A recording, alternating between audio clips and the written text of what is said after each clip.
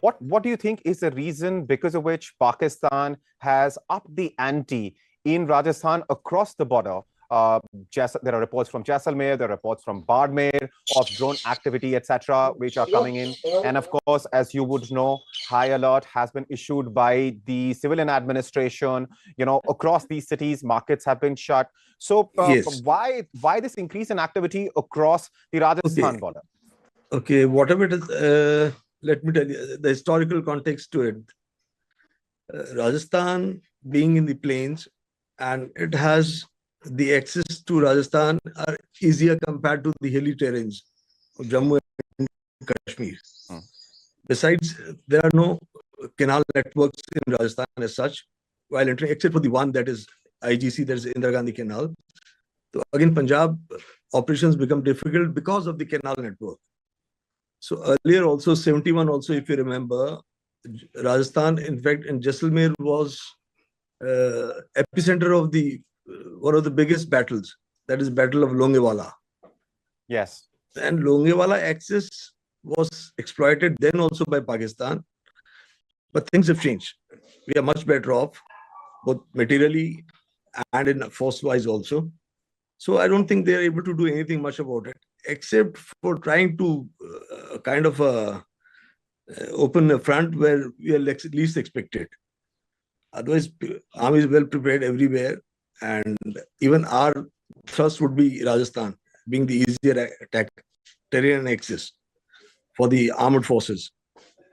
So I think Pakistan believes or thinks that it can exploit the situation around the terrain which we have in Jaisalmer and push through, which is not possible.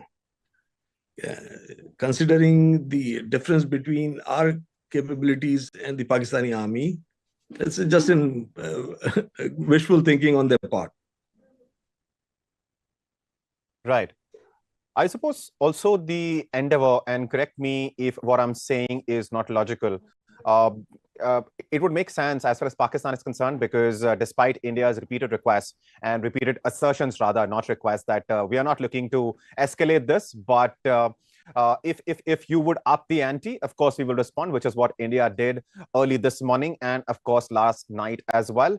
But the assessment perhaps on Pakistan's part is that they need to open another border, because they tried attacking Jammu last night, in fact, last night, and they could not achieve much success. Their swarm of drones was, shot down, and there was minimal damage on ground. In fact, more damage was caused in various areas of Jammu by the heavy artillery shelling instead of the swarm of drones that they were firing. So perhaps this is an attempt to, probe for weakness, check whether India is as alert on the Rajasthan border or not. I think it's just kind of they want to try it out. That is how I call it, because after having failed to make any headway somewhere around Jammu and those places, they're trying this. I told you, historically, they feel that Rajasthan would be an easier access to enter and to make some kind of a gain here. Because otherwise, 71, they tried it, 65, they tried it. But both the times they were beaten back. And in fact, had it not been for the treaties of 65 and 71, they would have lost their territory also. So I think it's just their want to divert. They're the conflicting voices coming out from Pakistan itself. There are some voices which say that there should be no escalation, but army there controls the entire narrative. Right. Even if the civilian government doesn't want escalation, army wants to save face. It has lost face like anything after having they've been potted in the drone attacks by the Indian army. Their air defense systems have been almost destroyed. So this is what they feel is a kind of face saving. It's a face saver, that's all. And if you remember, Pakistan is more of a military state than less of a democracy. So army has to make sure that it saves its face, if nothing else. Yeah. we were talking about what's happening, across the border that Rajasthan shares with Pakistan.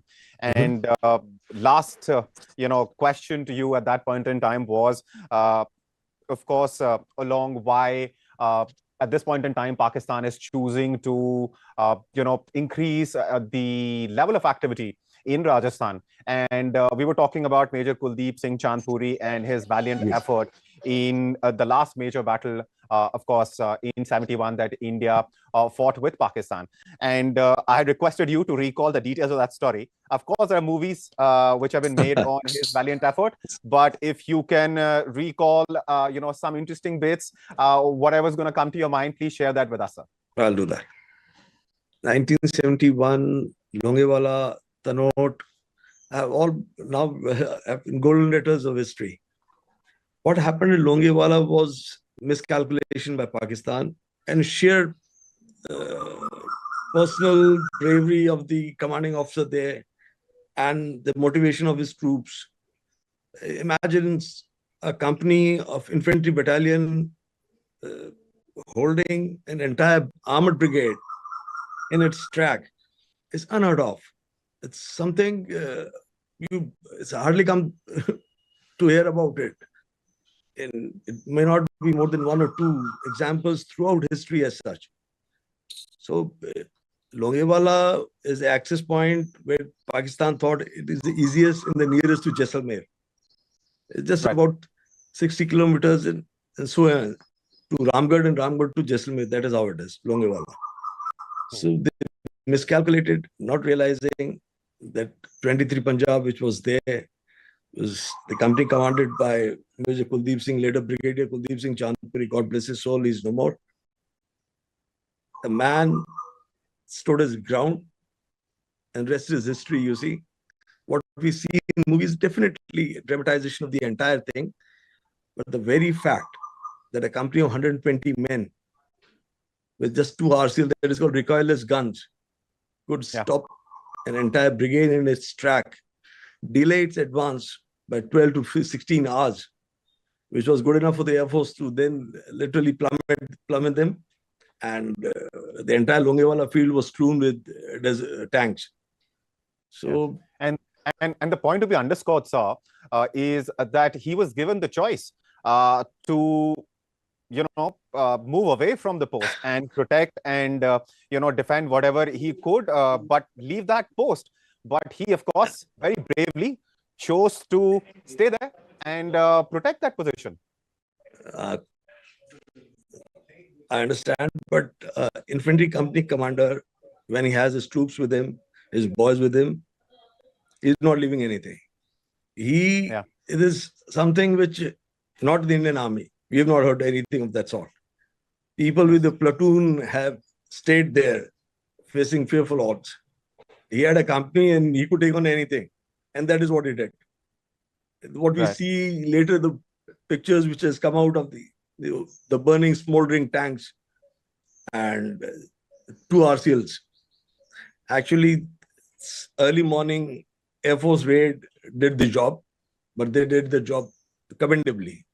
So, yes, he had the choice, but like a true infantry officer, he chose to be there and stop the advance.